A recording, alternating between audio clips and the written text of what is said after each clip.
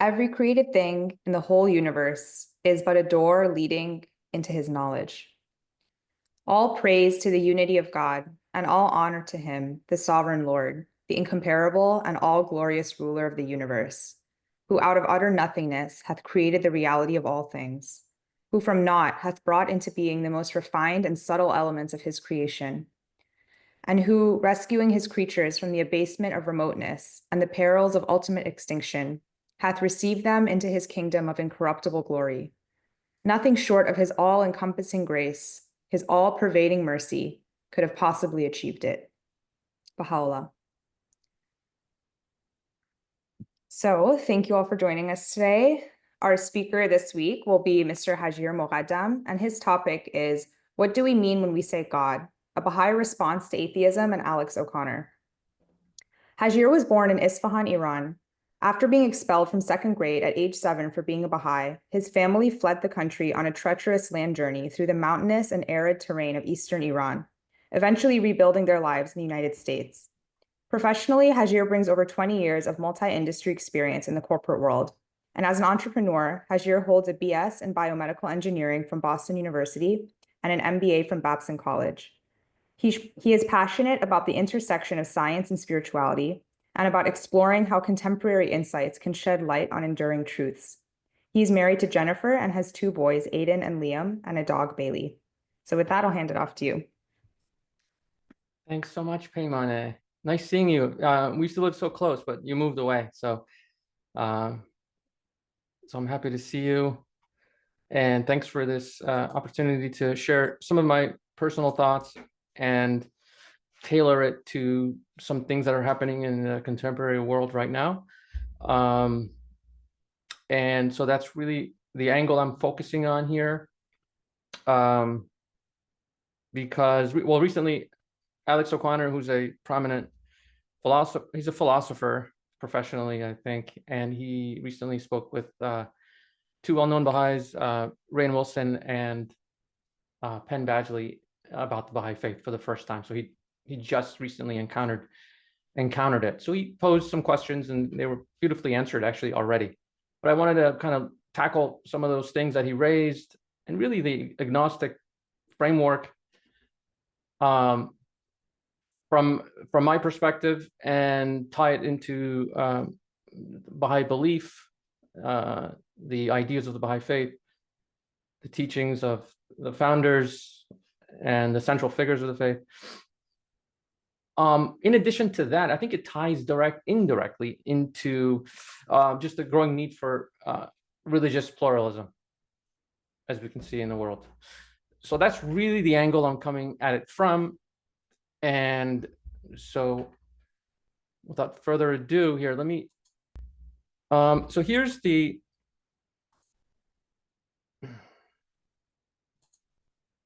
problem space. I just described that briefly here. The other thing we see is there's a lot of exclusivism across religions, so that there's increase in conflict that we see in the world. I think that ties into things a little bit as well. Even politically, there's a major polarization, conservatives and liberals. This is a worldwide phenomenon that we're seeing, as well as the fact that, you know, traditional structures have failed to provide any good answers, including traditional ideas of, say, theology.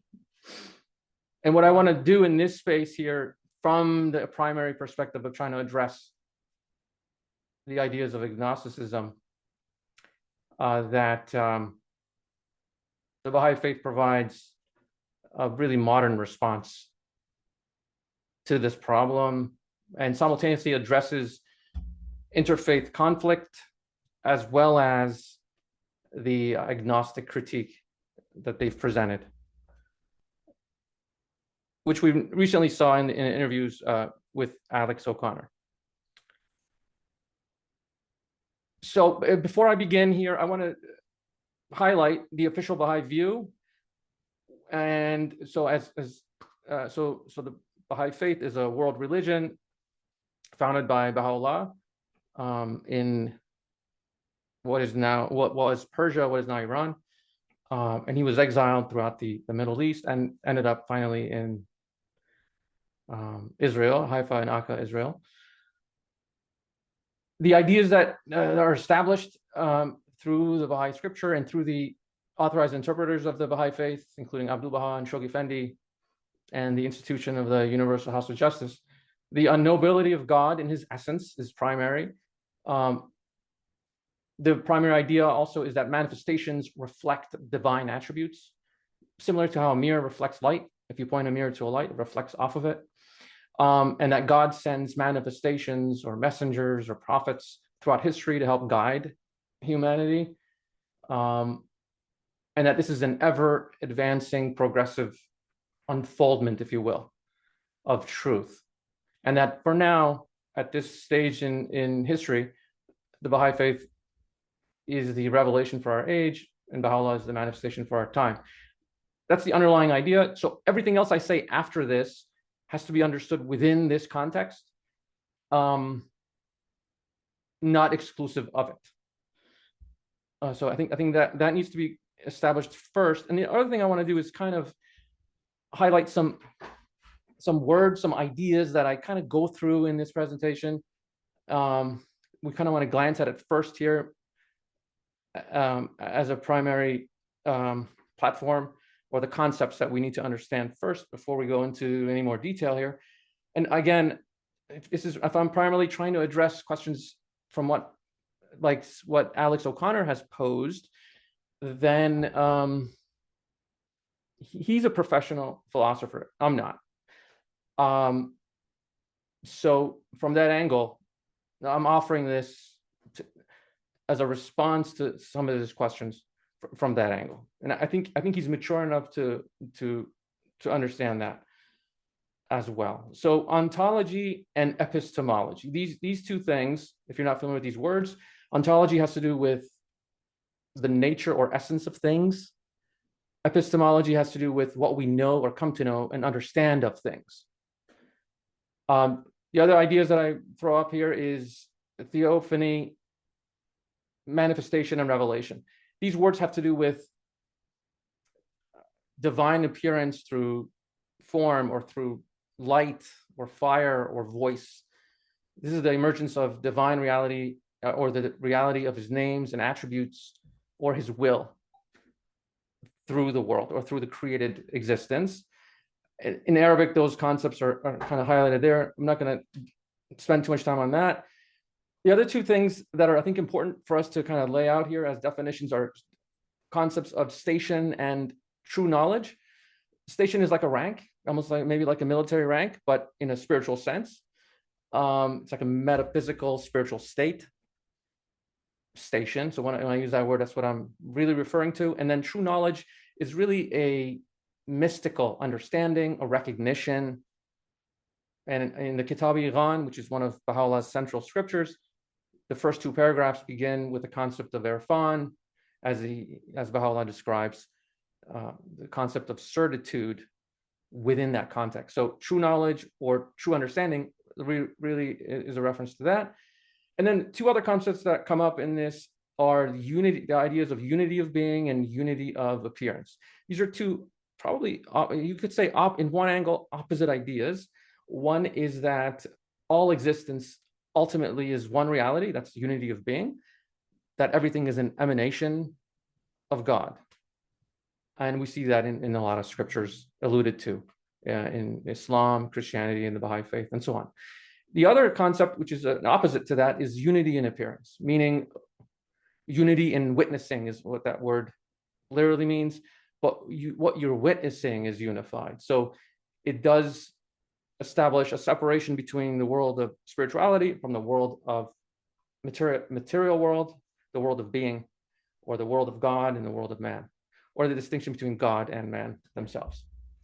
All right, so those are just brief definitions there. So what I'm going to do now is go through various Baha'i views. And I'm emphasizing in this presentation, for the sake of a philosopher like Alex O'Connor, that there are distinct qualities to these different views. And so what I want to do here is focus in on 6 of them. I just took 6, and in my mind, these are pretty prominent right now. And one I'm presenting, stage 1, I'm calling that the official Baha'i view, which is what you see if you read authorized literature. And the key concept identified in the official Baha'i view is the manifestation being described as a mirror. Then there are Baha'i scholars, and through Baha'i studies, many scholars have published many materials, and these don't exclude what else I'm describing here, but it kind of looks at things from a slightly different angle. For example, Kevin Brown looks at things from a textually essential way. In other words, he likes to adhere strictly to what the scripture says.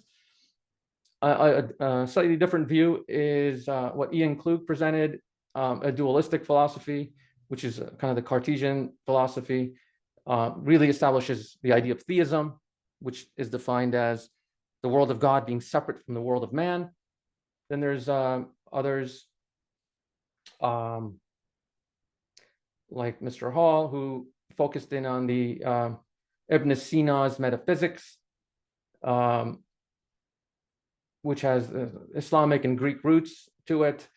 And it really establishes things from that angle, how the world is really an emanation, in a sense, but is separate from the world of God.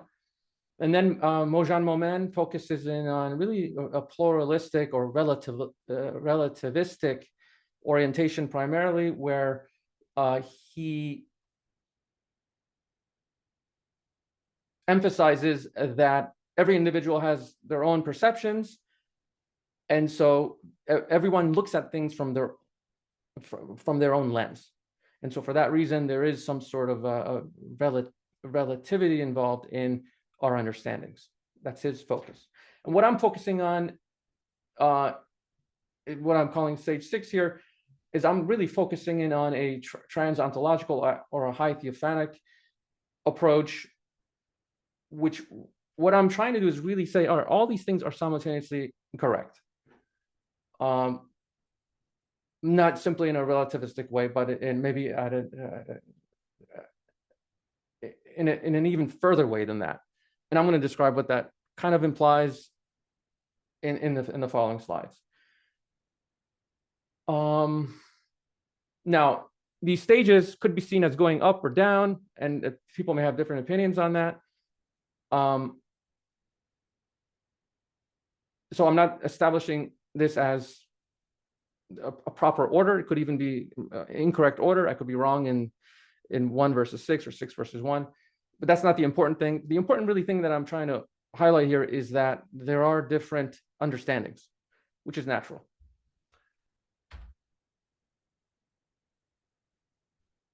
Having established kind of the framework of what these different views entail, and again, these are all Baha'i views, by the way, I want to emphasize in this slide the limitations of the various views, based on what the perspective is of the person who's encountering them. I think that's really the important thing that I'm emphasizing here, is that in the official Baha'i view, where manifestation is described as a mirror, a limitation may be from an agnostic view or someone who comes from a Hindu background, is that God feels very distant, or the idea feels very symbolic. In terms of textual essentialism, one response might be from somebody who's a mystic, who's really into poetry, for instance, may say, all right, that kind of approach, which very strictly tries to avoid any kind of speculation, may lack some sort of mystical depth, would be a limitation or a objection to that approach.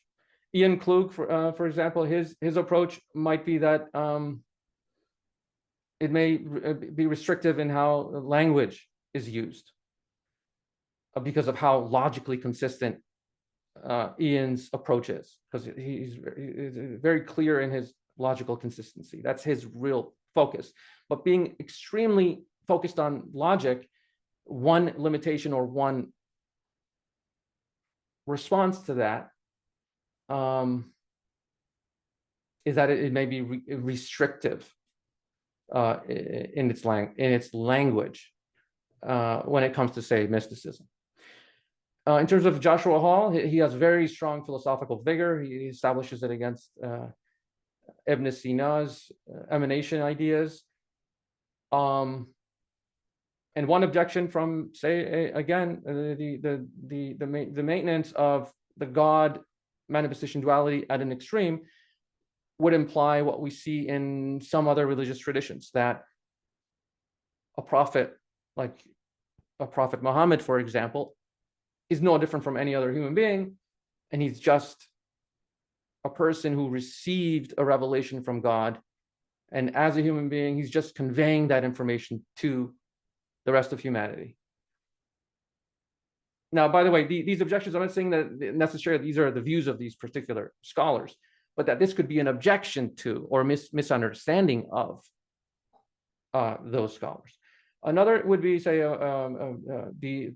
the pluralistic or the relativistic approach in stage 5 here, is that it could be self-defeating, right? If everything is relative, then what I'm saying is also relative, and therefore everything is wrong.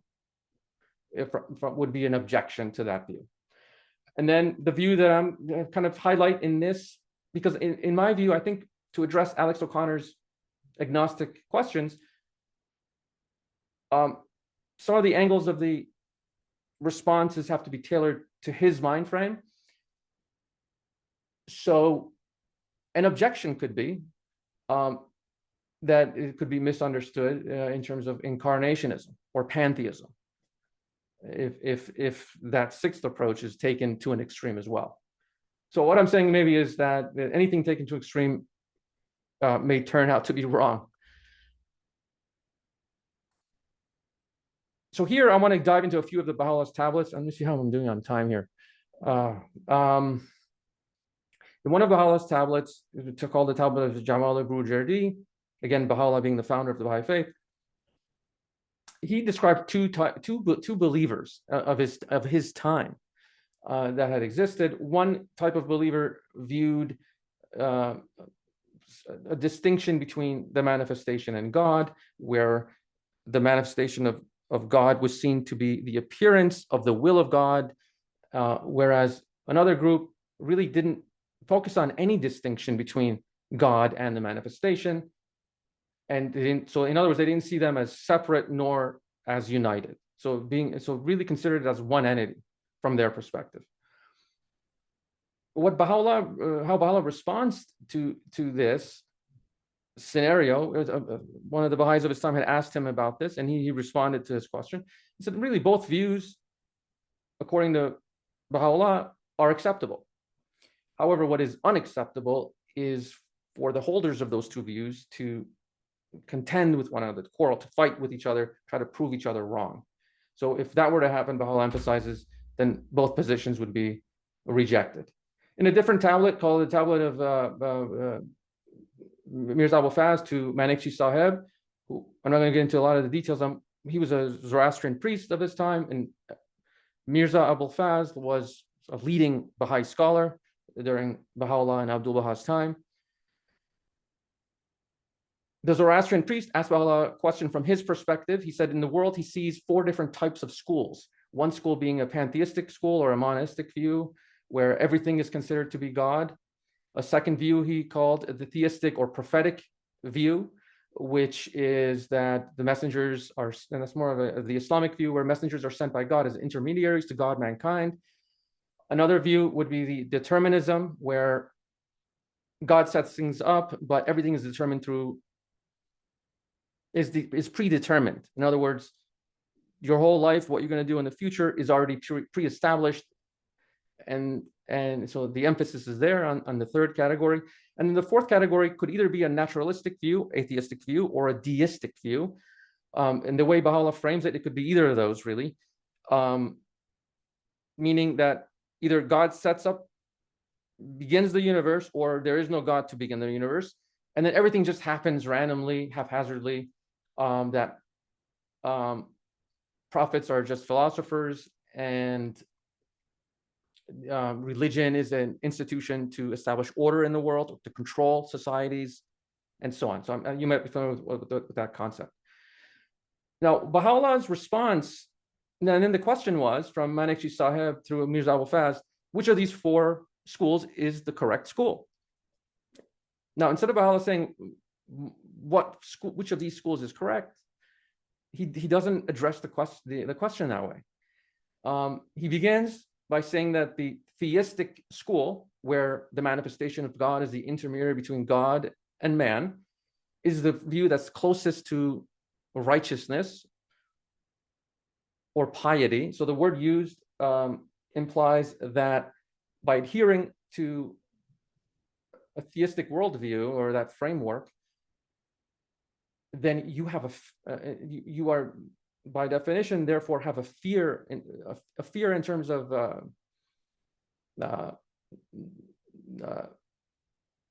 humility and subservience to God, and therefore you try your best to adhere to God's laws as established through the manifestation. So he says that that's the closest view to having that kind of piety or righteousness in your behavior. However, Baha'u'llah emphasizes that all these schools have some points that are true. In other words, they all convey some truth through them. And he describes that because all things contain or in some capacity reflect the names and attributes of God. And therefore, one can, from those perspectives, establish some sort of truth to those perspectives. What the implication of this here is that Baha'u'llah is really calling for a new discourse. And he says so at the end of answering it that way, that all of these views may hold partial truth. Baha'u'llah says that we must be anxiously concerned with the needs of the age we live in, and to center, he says, and center your deliberations on the exigencies and requirements thereof.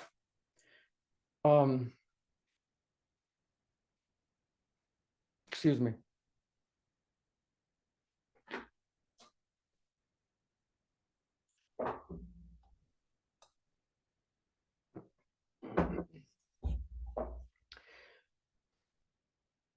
Sorry.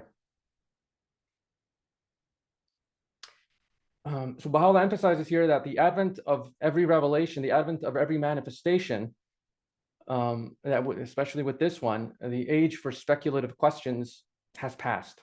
So he considers that question itself to be a speculative question. Why? Because the manifestation of God has appeared. In the next part, I want to focus on the idea of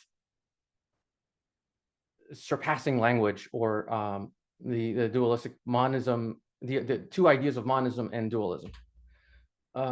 In the tablet, Abdul Baha discusses two metaphysical ideas, which I hinted upon in an earlier slide when we went through the definitions: the unity of being and the unity of appearance.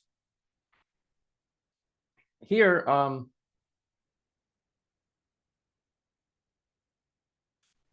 Abdul Baha says that there's really no contradiction, but that essentially the observer shapes what that observer sees in the world and through reality. So he says there are two orientations. He basically summarizes two orientations. Some people are more dualistic in their perspective. Others are more mystical in their perspective. Those who are more dualistic in their personality, they see God as utterly transcendent. They say that knowledge leads to worship and obedience of God, and it could tend into ritualism. Could be a negative quality of being extremely dualistic in one's view, as you become ritualistic or legalistic in your approach. Whereas another type of person, another type of human being, personality could be the mystical approach that all things emanate from God, that focuses on love, that reunion with God and divine intimacy is the most important thing. But that could lend into asceticism as an extreme, where you kind of leave everything behind and go live in nature. And as we know in the Baha'i faith, Baha'u'llah condemns extremes at all levels, ritualisms and asceticism.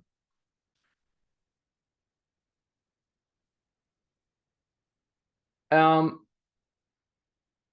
the implication of Baha'u'llah, the way Abdul Baha here responds to this question, is that he tries to reframe kind of the metaphysical ideas in a perspective of that it relates to the personality or makeup of the individual.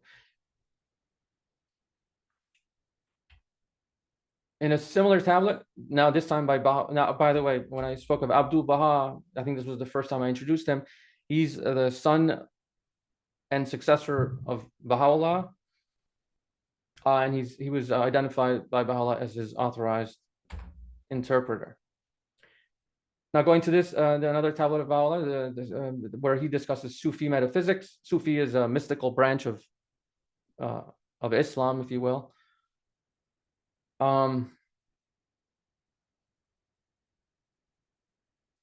Again, those same ideas are presented. And let me go forward one slide. And the two ideas are the idea of monism versus theism, which is the essential oneness of reality. In other words, all reality emanates from God. Everything else is an illusion. Everything else perishes. And there's textual evidence for this too, in terms of if I use the Quran, which is the holy book of Islam, there's a verse, all things perish except God's face. On the other hand, in the theistic view, where the unity doesn't extend, in other words, creation is extremely separate from the world of God, the world of the Creator. We shall show them our signs would be a supportive Quranic verse.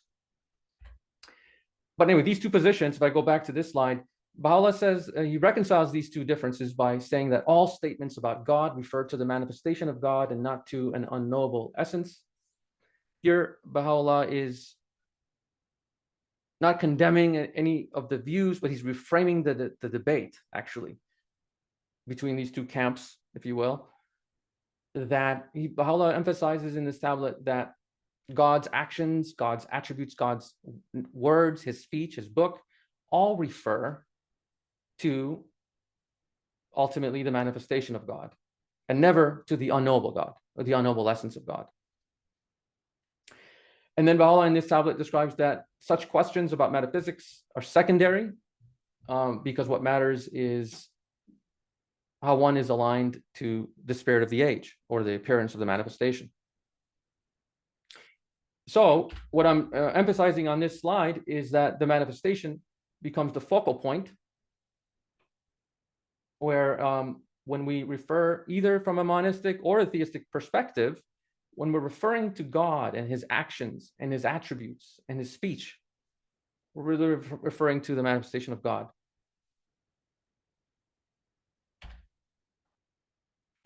Now, we talked a little bit about balance here, and let me see, my time is okay. I think we're still okay in time.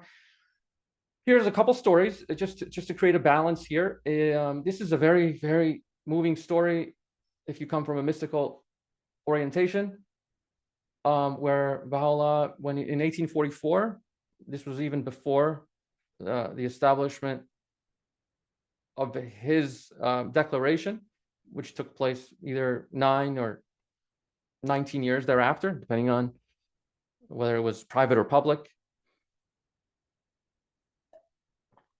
As you may be aware, in Persia or Iran, there's a lot of countryside, and there are dervishes, which are these mystical, and well, at that time, these mystical Sufis, the dervishes, that would live in nature.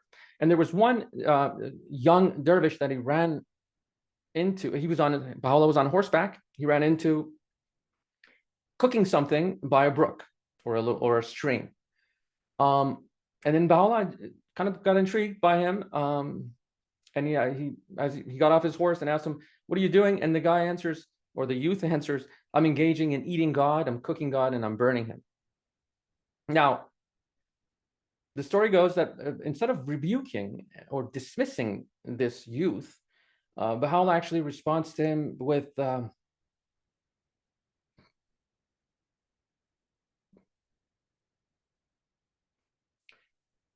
deep affection and loving kindness.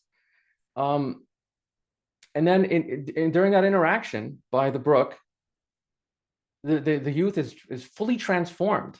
And when Baha'u'llah gets up to go back on his horse and starts riding away, then these dervishes are highly into poetry. He just follows Baha'u'llah on his horseback with poems and things like "Thou art the day star of guidance."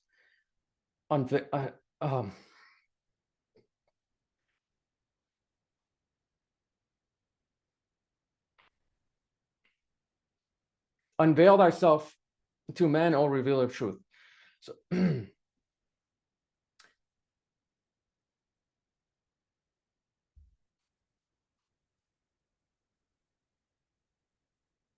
So, and this relates sort of to some of the objections raised by, say, a philosopher, agnostic philosopher, that God is distant, that that there's an imminence or an action involved in recognition.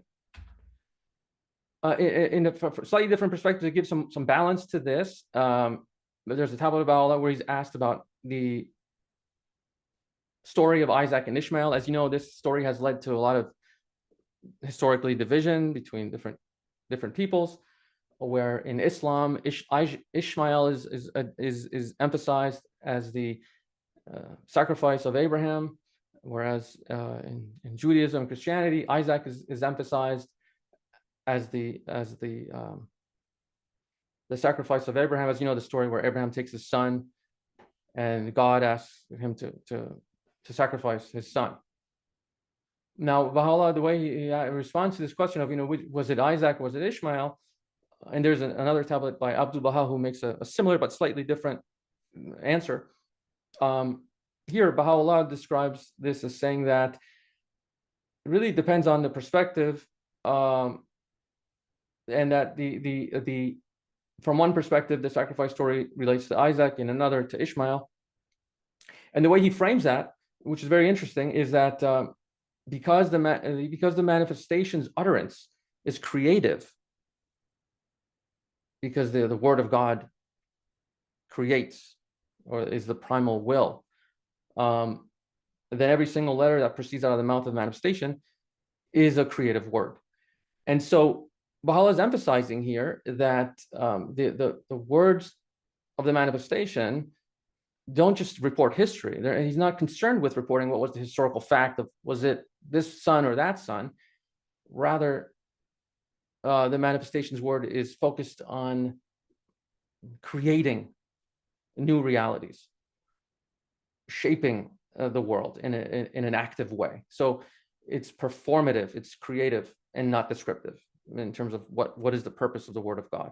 And ultimately, it's to move and to affect the behavior of mankind and of society. Here we're going to look at some tablets of Baha'u'llah here. Most of these are quoted by Shoghi Effendi in places like and Shoghi Effendi is the authorized interpreter and the successor of Abdul Baha. He's considered the guardian of the cause of God. And he's written books like The Advent of Divine Justice and The Promised Day Has Come. And there are sections, large sections in those books where he quotes many of these exalted, high theophanic expressions of Baha'u'llah. And you can kind of see that. I'm not going to read them here. Now, on the other hand, Shoghi Effendi wrote a very important letter called The Dispensation of Baha'u'llah, wherein he emphasizes many things that need to be emphasized. And this goes back to the first slide I told you to remember. Everything I'm saying is stated within the context of those 4 bullets that I presented at the very beginning. I should have asked you to take a picture of that so you can refer back to that. If at any moment during my presentation here there's any confusion in what I'm trying to convey. Here, but Shoghi Effendi, the guardian of the cause of God, describes that the God or the manifestation of God must ever remain entirely distinguished from the innermost spirit of spirits and the eternal essence of essences, inasmuch as God can in no wise incarnate his infinite, unknowable, incorruptible, all-embracing reality in the concrete and limited frame of a moral being. And in another quote, as essentially one of these manifestations of God, never to be identified with the invisible reality, the essence of divinity itself, being one of the major beliefs of our faith. And that revelation is progressive. The last bullet there emphasizes that prophets of God are always sent as a channel of grace from God to humanity. And this is an ever advancing process that will never end.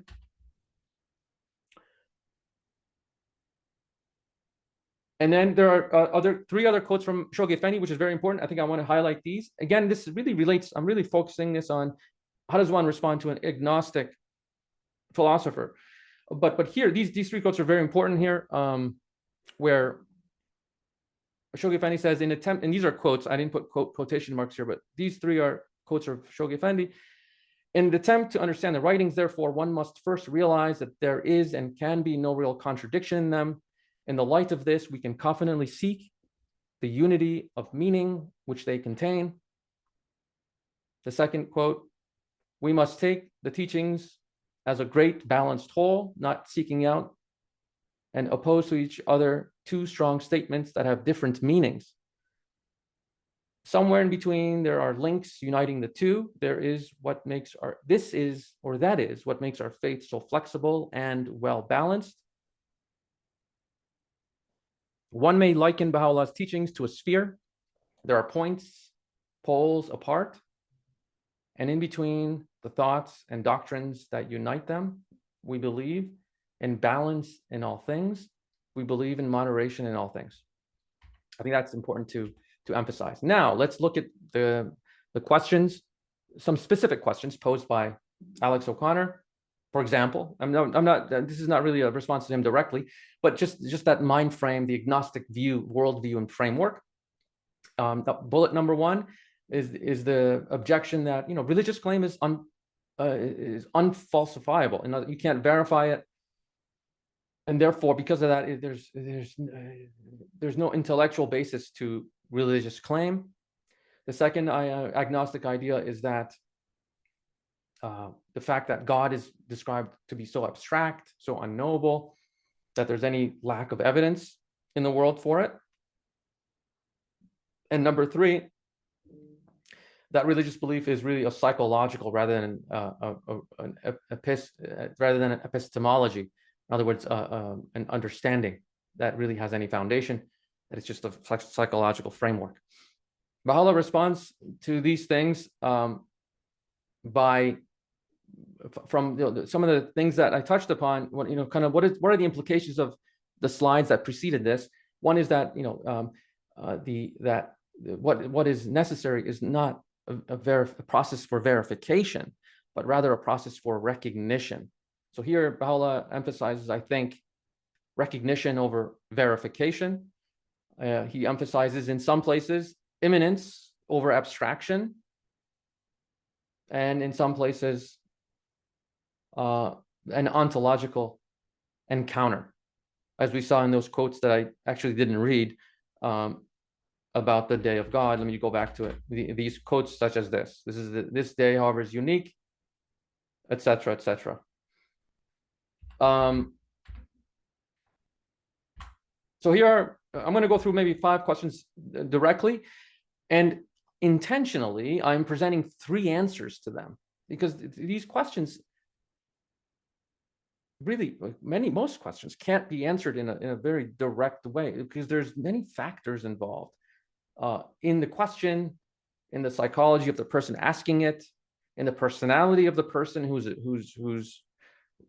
being challenged by such a question.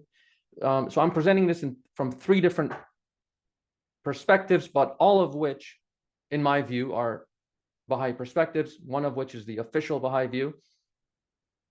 So the question number one is religious belief merely a psychological phenomenon rather than a genuine source of knowledge about reality?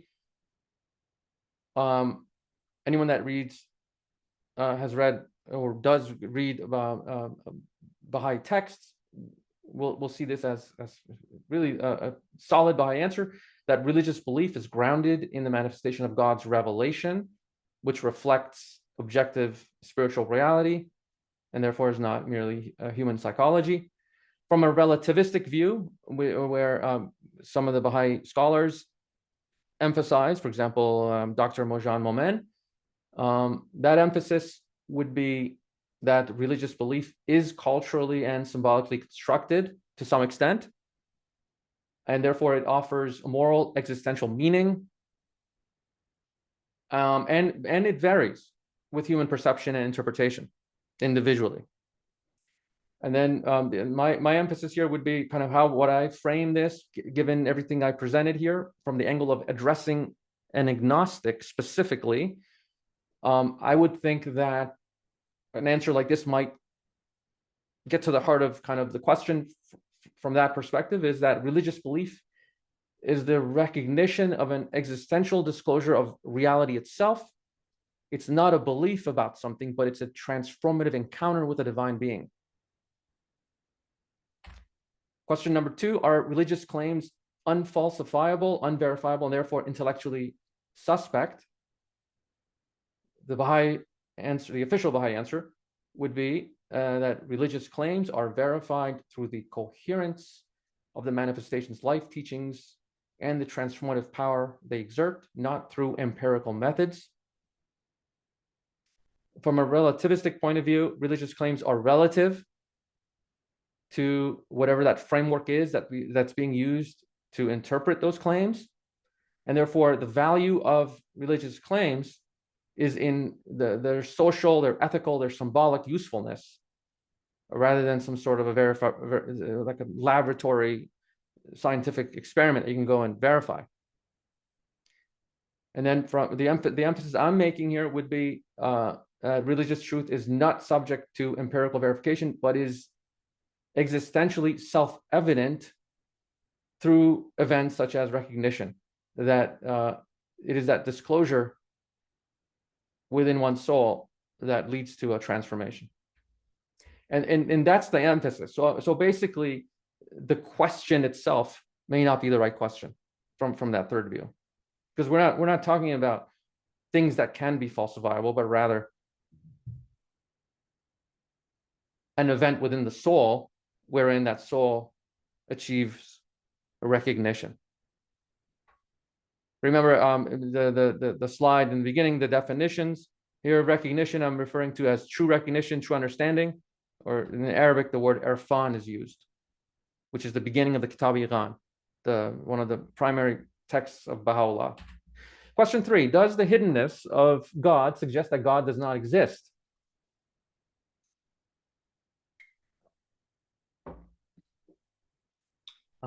The Baha'i view is that God is unknowable in essence, but known through his manifestations, whose appearance brings divine hiddenness and human understanding. From a relativist point of view, God is the hiddenness of God really reflects because the human condition is plural. In other words, people have different perspectives on things, and therefore there's some sort of a symbolic construction that shapes different worldviews. And then the emphasis I'm making by putting kind of those things together, or finding a way to understand the question of the agnostic and try to address their question on their own terms. Again, here, all these responses that I'm providing is really attempting to provide an answer from the terms of the questioner. God's hiddenness is necessary because divine reality transcends all ontological categories. It's necessary. Because remember, the oneness of being and the oneness of appearance in those tablets from Abdul Baha and Baha'u'llah, he's transcending those ideas altogether. Those are the ontological categories that I'm referring to. God's hiddenness is necessary because divine reality transcends ontological categories. Revelation is the unveiling of reality within time and history. Very naturalistic framework because I'm addressing a very naturalistic question. Number 4, are religious scriptures simply human products rather than true divine revelation? The Baha'i answer is that scriptures revealed by the manifestations of God are divine in origin, expressing the will and attributes of God and not merely human creations. From a relativistic point of view, scriptures are human expressions inspired by divine experience, culturally conditioned and interpreted differently across traditions. And then in my view here, I'm stating that scripture is an event through the living manifestation of God, the words that he produces, where divine reality itself becomes manifest through language. So it's not really humans writing about a God, but rather it's the divine who's being disclosed in a historical form.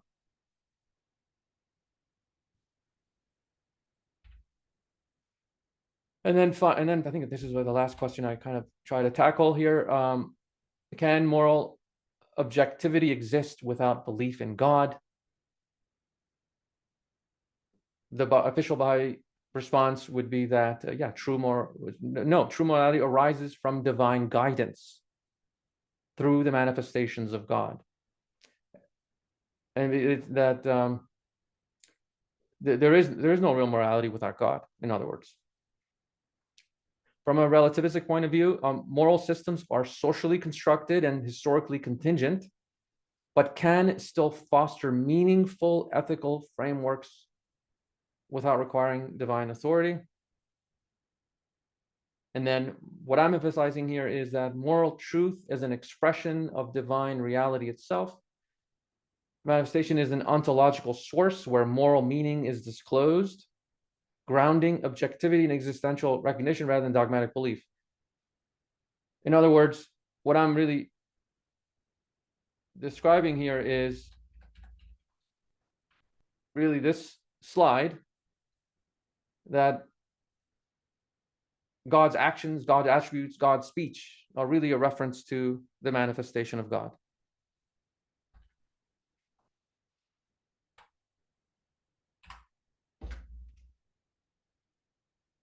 Now, the agnostic point of view has limitations, just like everything else we looked at in one of the earlier slides. We looked at the different views and what are some limitations of those views.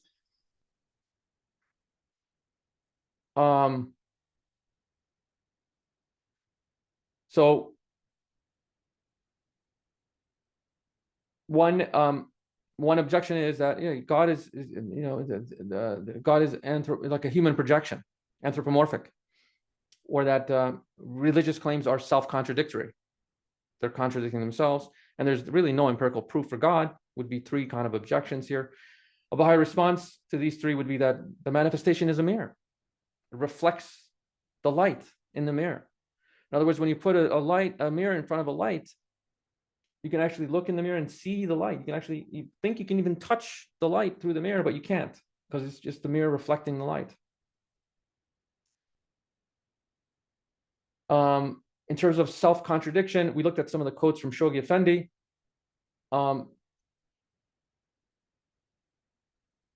That transcending these logical categories is really a restriction of language itself.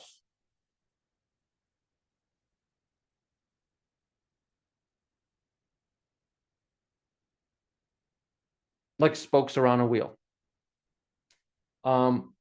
Because language is relativistic to begin with, and even our own realities are as well. For example, we understand heat because of cold. We understand light because of darkness. If there was no darkness, we wouldn't be able to understand light. Someone who's born blind, you can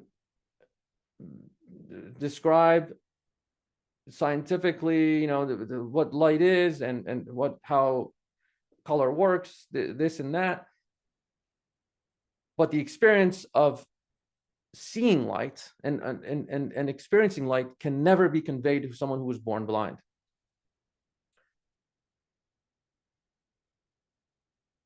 And then finally, empirical proof. Really, the manifestation is not a proof to be tested, but because he's a presence, that a living being that actually lived, that needs to be recognized as opposed to tested. So it's really a metaphysical event that we encounter in reality and in society.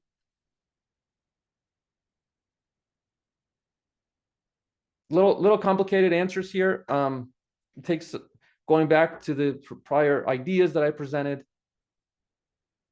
for that to as I'm kind of sharing this now. I'm really, this is something that you know having to go. So reading the Baha'i writings, going back and rereading something is essential, because these are complex ideas, and I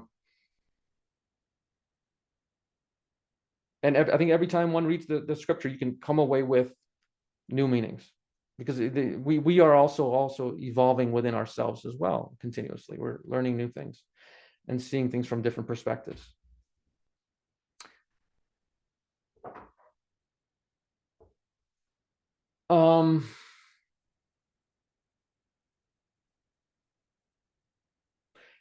And this model carries on to interfaith conversations as well, because the questions that I asked in the beginning, the problem set, I'm kind of trying to tackle those initial questions in the very beginning. Here is one objection is it possible to have a post-scientific spirituality? And the answer, in my view, would be that it is, because it is possible to bridge that gap between religious and secular thought. In terms of the increases in interfaith conflict and the polarization, that reframing definitions of revelation from dogmatic exclusivism to an action, or transform to a transformative reality, would be a counter or a response or a solution to interfaith conflict and political polarization.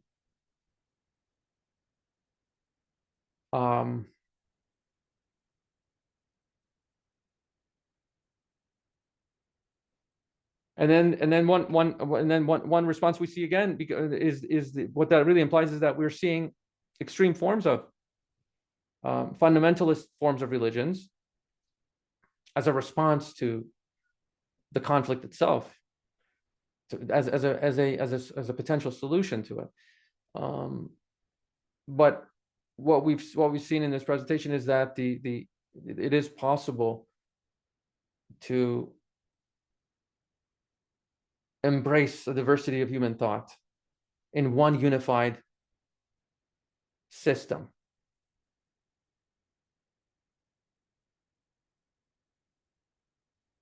And some of the things I've touched upon, there's a letter from the Universal House of Justice called One Common Faith,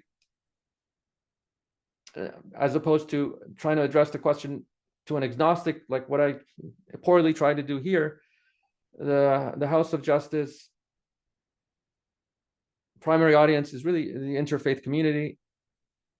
So I would suggest getting a hold of that and kind of reading that One Common Faith document that addresses it more from a religious perspective. That it is possible to bring together diverse human thought. So finally, I think this little purple box here kind of summarizes a unified view, that the mirror analogy of epistemology, that the manifestation is a mirror that reflects light, from one perspective. Simultaneously, that the manifestation is the fire, and we've seen it. I didn't go through from that angle, but Baha'u'llah describes the manifestation as the flame within the burning bush in that story of God interacting with Moses, where the fire itself is the manifestation of God. So that would be more of an ontological understanding. And then the third would be the voice, which is the performative component, where if you transcend mirror and fire, transcending that is really the transformative word of God that animates human beings and human societies. That's basically what I'm conveying in this detailed chart here. And finally, to conclude,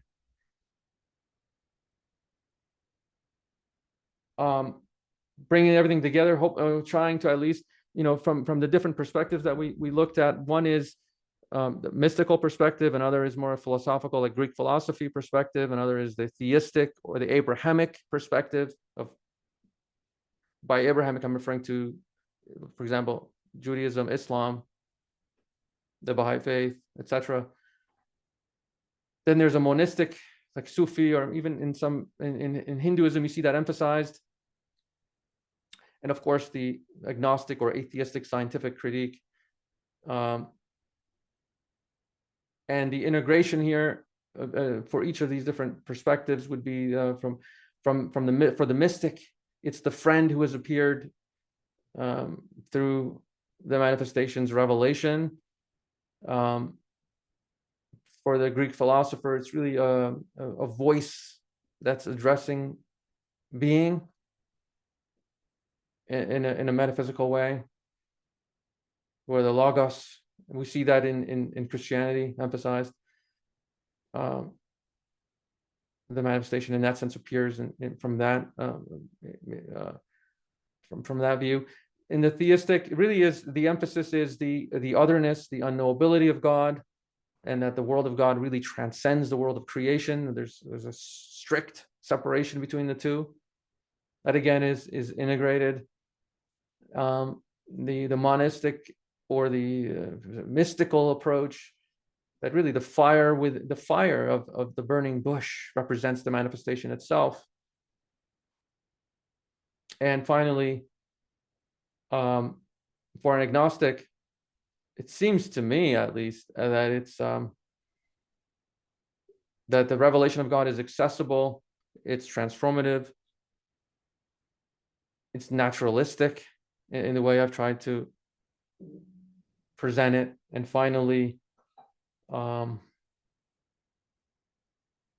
magical in that sense.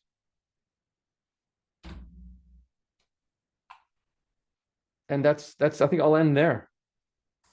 I think I timed this in a way that I was able to stop in 50 minutes. Thanks, Paymane. Great. Thank you so much. This is such an important topic. Let me see. Oh, can you speak? Yeah, can you hear me? I can hear you now. Okay. Good. Thank you so much. Did I stop sharing?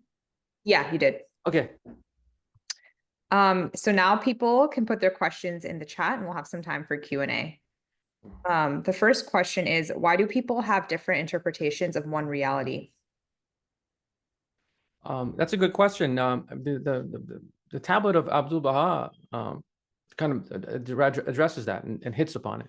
That see, human beings are ourselves. We are mirrors. Now, we don't fully reflect the names and attributes of God like the manifestation does. The manifestation is a different type of being from the Baha'i view than the human being, because they perfectly reflect the names and attributes of God. Whereas human beings we're imperfect. And so one or more of the names of God are emphasized within our personality, within our reality. And because of that imbalance of how we're reflecting the divine reality, then you see the different perspectives, because these are just ideas that we formulate in our mind. There's a tablet of Abdul Baha where he describes all people, all people, forming a God in our minds. And that's natural for us to do, because we're trying to, when we try to worship, we naturally formulate something, even abstract.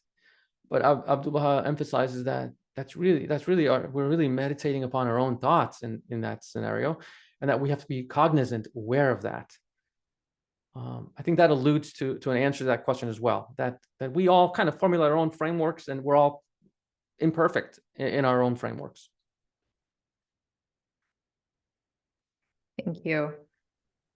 So you were describing the different, understandings or definitions of God. How does the Baha'i understanding of God differ from the traditional theistic God that atheists reject?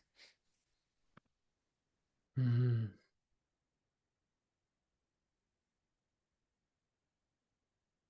Yeah, I mean that's really the underlying question there,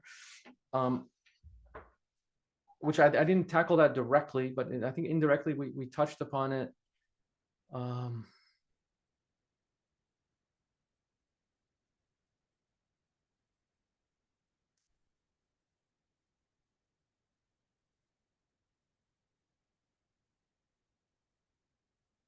Let's read the question again.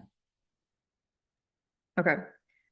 So the question is, how does the Baha'i understanding of God differ from the traditional theistic God that many atheists reject? Yeah.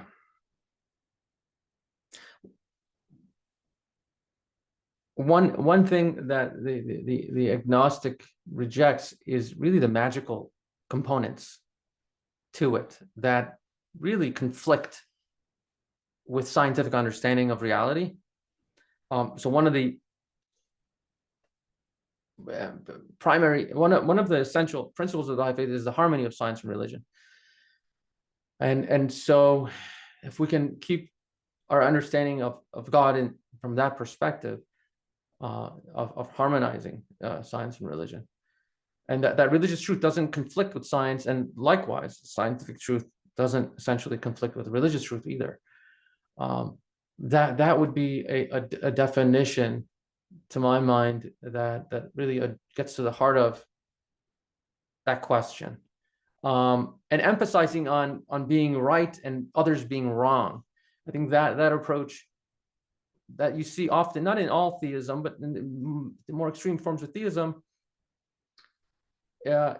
is rejected in the Baha'i faith as well. I was hopefully trying to emphasize that the Baha'i faith incorporates and accepts the differences and variability of human understanding, and what drives human individuals within their souls. I don't want to go more directly answer that than that right now. Thank you.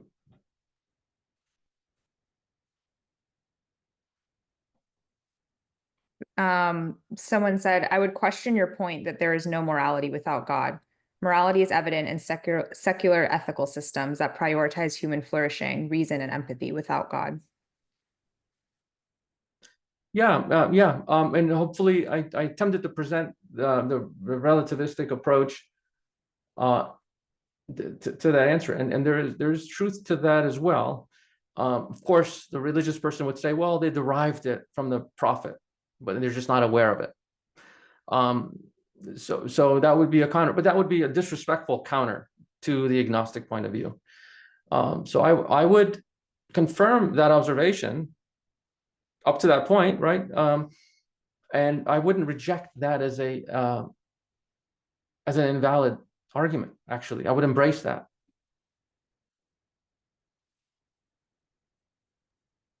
Thank you. The next question is, what role does doubt play in the Baha'i understanding of faith? Is there space for it?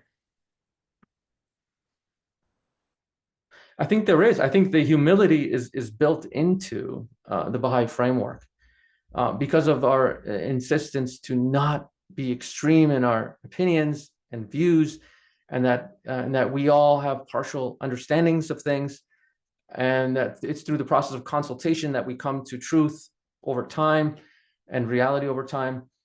And I think that, to me, that's a fundamental Baha'i idea.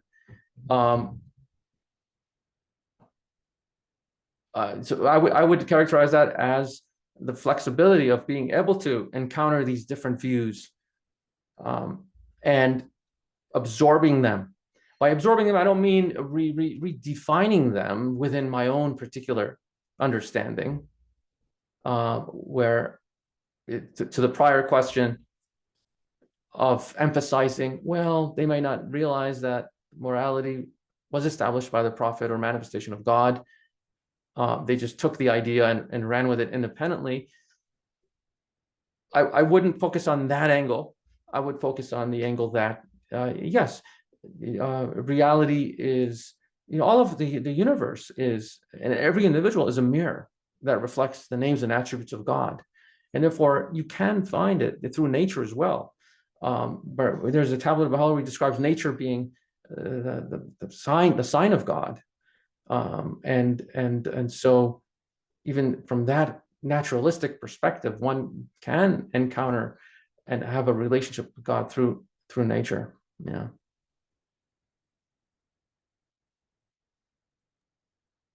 Thank you. What would you say to the agnostic perspective that extraordinary claims require extraordinary evidence? As you admit, the main evidence for belief in manifestations is that they lived exemplary lives. But to expect people to believe the grand claim that someone is a manifestation of God requires much more evidence. Mm-hmm. Yeah. So the answer, I think, to that question that I would pose, a response would be that it's really not about trying to prove anything to anyone, actually, but a personal encounter that one has with the revelation of God, and people can have different responses to it, which is perfectly acceptable in my view. So someone might see it as, yeah, he's really a moral person, and wow, great ideas were conveyed by this person that these Baha'is call the manifestation of God.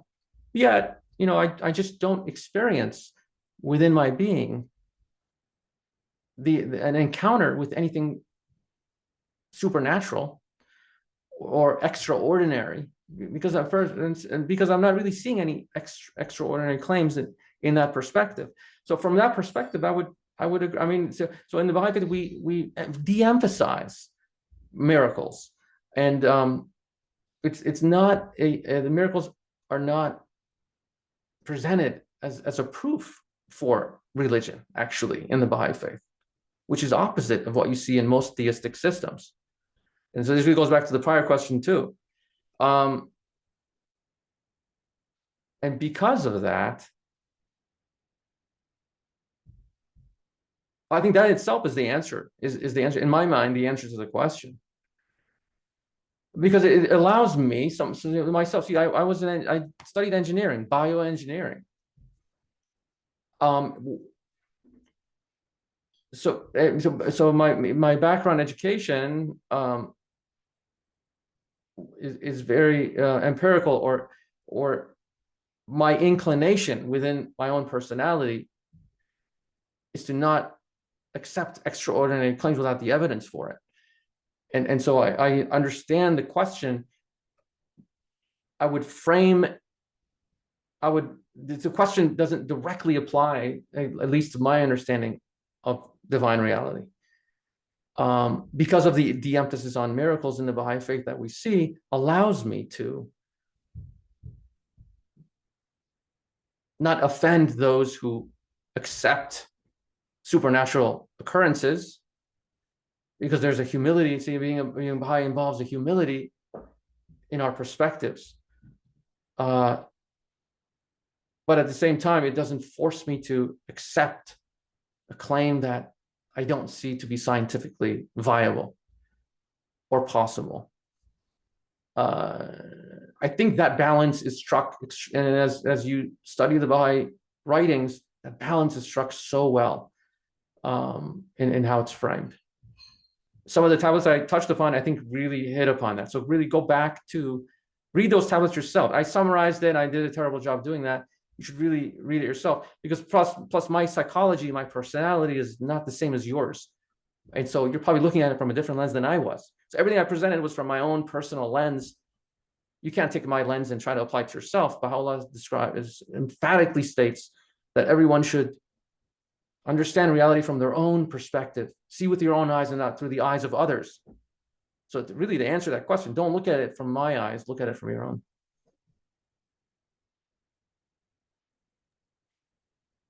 Thank you. I think we'll do one final question, which is, do you think that expecting people to believe in prophets without enough evidence will always be divisive? Yes. Expecting, yes, I do. I think that would be ultimately divisive. And I think the Baha'i emphasis is really not, trying to proselytizing and trying to convert people to your religion is really not a practice that the Baha'i faith engages in, but rather teaching ideas or sharing ideas and teachings and beliefs that can have value to others. And so when revelation is presented from that perspective, I think that's the real way to do it. And so there should be no expectation for that. In fact, having that expectation kind of counters a lot of the ideas presented within the Baha'i framework, in my opinion. Got it. Thank you. Thank you.